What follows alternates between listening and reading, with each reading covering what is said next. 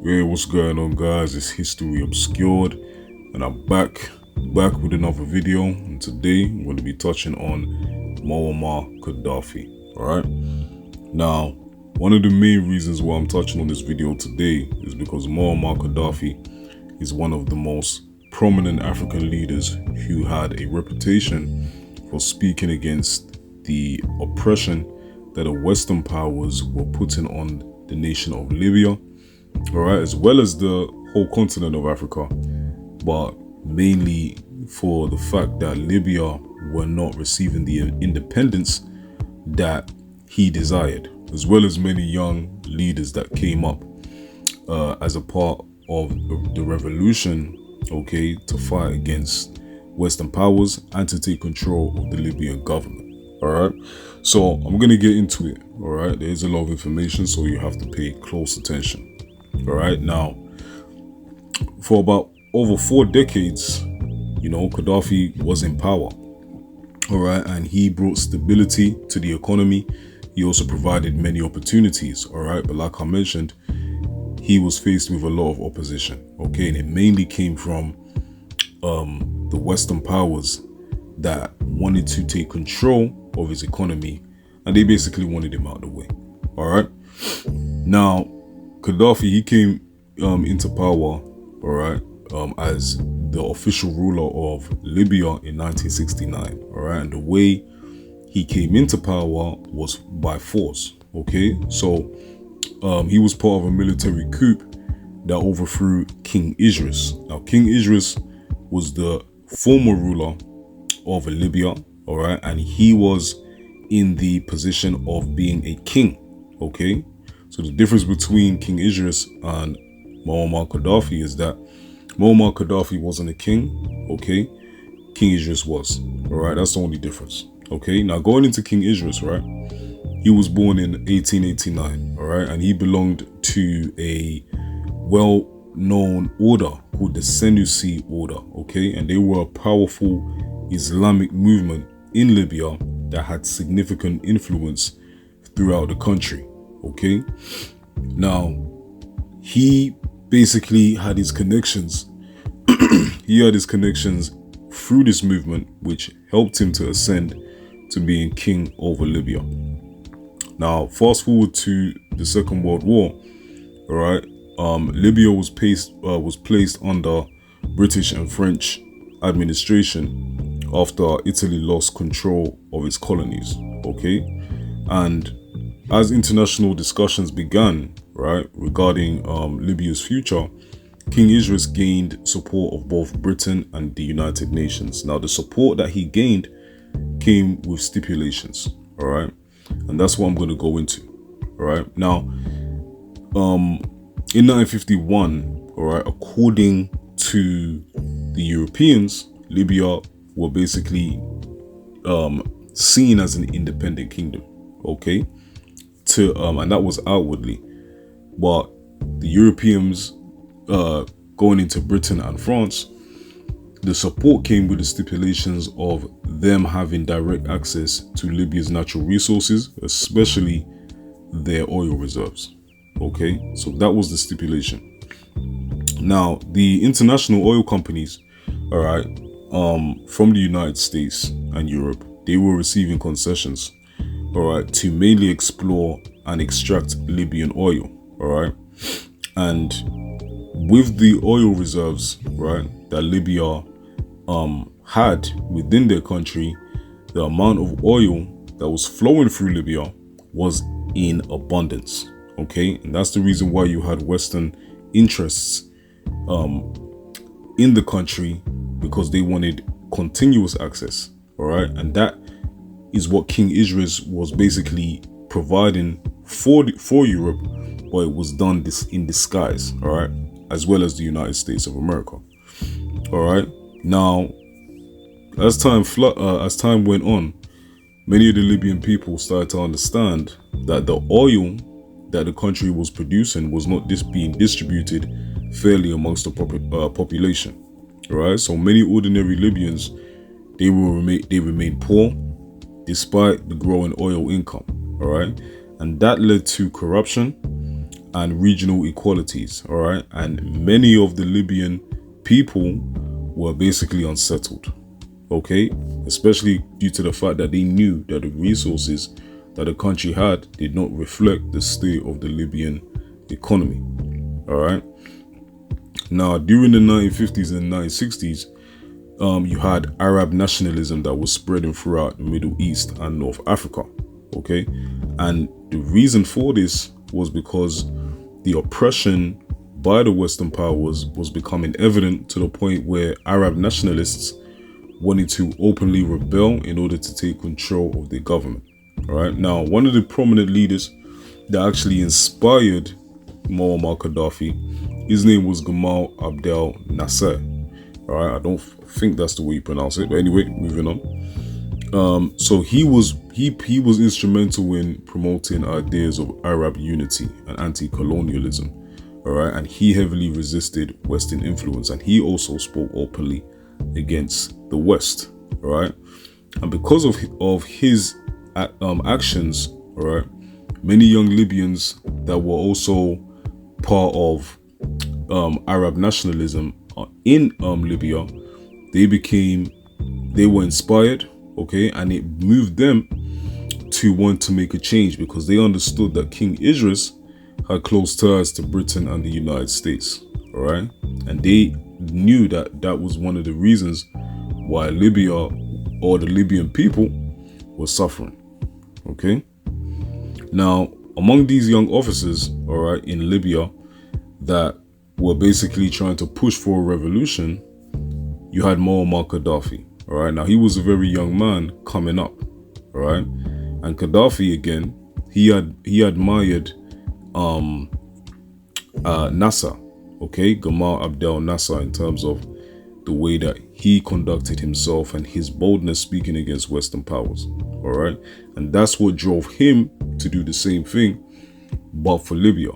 Okay, now he argued that Libya's oil wealth would make more sense to be used for the people of Libya. You understand? And he wanted foreign military bases to be removed from Libyan soil. Okay, so they had the understanding that the Western powers had these things implemented in Libya, and they wanted any form of Western influence removed. All right. Now, in 1969, all right, King Idris, he was abroad and he was receiving medical treatment, all right? And that is when Muammar Gaddafi decided that he was going to lead a military coup in order to overthrow the Libyan government, which would eventually remove King Idris from power, all right? Now, Gaddafi, he presented himself as a revolutionary leader who had the most influence in Libya at this time, and his objective was, after overthrowing the Libyan government, he wanted to use the oil reserves in order to benefit the Libyan people, okay? And he was adamant in doing so, and there was nothing that could change his mind, all right? Now, again, going back to him overthrowing King Idris, once he came into power in 1969, that was the beginning of a new change, all right? It was a new change for Libya, and Gaddafi made sure that he had everything put in place in order to make those alterations concerning the economy of Libya and how it was going to benefit the people. All right, so under his rule, oil revenues that were used to fund housing projects in Libya, education, healthcare, and infrastructure, all right, to the point where Libya actually developed one of the highest standards of living in Africa in general. And not only that, but going back to the education side of things, literacy rates started to rise significantly, all right? So you could see an instant change when Muammar Gaddafi came into power, all right? And he didn't just stop there, okay? His focus was to build the same infrastructure in Libya and to spread it throughout Africa, okay? And he understood that the continent's greatest weakness was its political fragmentation, okay? And the colonial borders drawn by European powers also divided Africa into dozens of separate states, which caused many African countries to struggle economically and politically. So he saw these things, all right? And he understood that Western powers had a big role to play in that. So his mindset was, let me try and figure out a way on how we can unite Africa, not only to have a common understanding, but also to build an economic infrastructure without the intervention of the West. Okay. Now, he argued that Africa would remain vulnerable to foreign influence unless it became more united. So that's the reason why he came up with this idea, because he didn't want Western influence to play a part in any form of economic interests in Africa. All right. And he envisioned that Africa could speak with one voice when it came to international affairs and to defend its own interests. And most importantly of all, to control their own resources. Now, we know Africa is it's the richest continent on earth. This is, common sense to anybody. All right. But what we have to understand is that, when Muammar Gaddafi came up with this plan, he also knew that he was going to have swift opposition. Okay. But the one thing that I credit him for was that he did not allow that to stop him from, executing his vision. Right. Now, in many parts of Africa, Libyan investments provided opportunities that local governments struggled to finance on their own. All right. And because of this, Gaddafi earned considerable respect amongst many African leaders who viewed him as someone that was willing to invest the continent's future. All right. So he was given that reverence. Okay. Now, over time, like I mentioned, he wanted to expand the economic benefits in Libya to the rest of Africa. All right. And it was reported that he favored the creation of a gold-backed African currency that could be used in trade. All right. And this was actually the beginning of Muammar Gaddafi being scrutinized heavily. Okay. Because again, when it comes to trade or any form of foreign policy, when it comes to economic matters, it's always controlled by the West. All right. Creating a currency, which was the gold dinar, which was backed by physical commodity, which was gold. That's the reason why it was called a gold dinar, would exclude any form of Western influence having a say on how the natural resources in Africa would be managed. All right. And many of his supporters, they understood that this was going to come with backlash. All right. But again, with Muammar Gaddafi's bravery, he didn't care. All right. And we're talking about a man that did not walk around with any form of bulletproof vests or his cars being bulletproof. He walked around Libya with no fear at all. And that's a bold man right there. Crazy, but bold. All right. Now, Western governments, okay, they frequently criticized his human rights record. Okay. And the reason why they did this was counteraction, or to counteract him from creating this new currency that would be used only in Africa. The Western governments knew that it would affect their role when it came to them accessing Libya's resources as well as Africa's. And they had to figure out a way on how to stop this. So the first thing that they did was defaming Muammar Gaddafi's character. That was the beginning. Okay. So, when Western powers came into play to counteract this, many of the Western nations it was basically tense between Western nations and Libya, from there. Okay. And what made it even more intense was the fact that Muammar Gaddafi openly spoke against the Western powers and their history of taking out African leaders that have wanted to come and renovate their country without the presence of the West. Okay. So this created tension. Now, with this tension, this caused the United States especially to come up with an idea on how they could infiltrate Libya in order to destabilize the country. All right, and it was all done to stop Gaddafi from pushing or executing his vision. All right, so this began in 2011, and there was a wave of protests taking place throughout North Africa and the Middle East. Okay, but it was a strategic plan to come to Libya in order to cause civil unrest.